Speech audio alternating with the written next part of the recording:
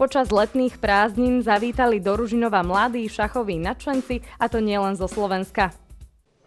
Koniec leta je časom, kedy sa už niekoľko rokov stretávajú v Centre voľného času ESCO mladí šachisti na šachovom turnaji mládeže, ktorý nesie názov Memoriál Ondreja Rintela. Tento rok je to už 36. ročník, je to dlhodobá tradícia, je to jeden z najstarších turnajov pre deti a mládež. Tento turnaj vznikol vlastne mimo Bratislavy, zakladateľom bol otec Borisa Rintela, ktorý u nás vedie záujmový krúžok. Je to turnaj, ktorý prešiel mnohými etapami, hrali tu Nemci, hrali tu Dáni, Poliaci, Maďari, Češi, Rakúšania, čiže tento turnaj bol vždycky medzinárodný. Jediná podmienka, ktorú musia nadšenci tohto športu splniť, je tá veková. 5-dňového turnaja sa môžu zúčastniť všetci šachisti do 16 rokov. Sú tam istotne aj talenty, lebo šach není o veku. Proste šach je o tom, že kto vie a bez ohľadu na vek. My sem chodievame každý rok, ale ja som tu len 2-krát.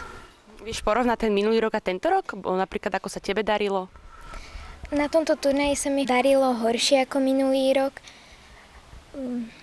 ale ostatným sa darilo asi lepšie. Víťazom celého turnaja sa stal talentovaný Peter Michalko, ktorý pred turnajom preferuje taktiku nepripravovať sa. Ja sa nepripravujem, lebo je to podľa mňa aj tak na nič. Aj tak zahra vždycky niečo iné, ako sa pripravím, takže nepripravujem sa pred partiou. Dobre, a teší sa z toho prvenstva? Prejav nejak radosť? No, teším. Tie deti hrávajú aj pravidelné súťaže. Veľmi populárna je teraz Grand Prix Slovenska, kde sa zúčastňuje väčšina týchto detí, lenže rozdiel medzi Grand Prix a toto je to, že Grand Prix nemôže získať rating, kdežto v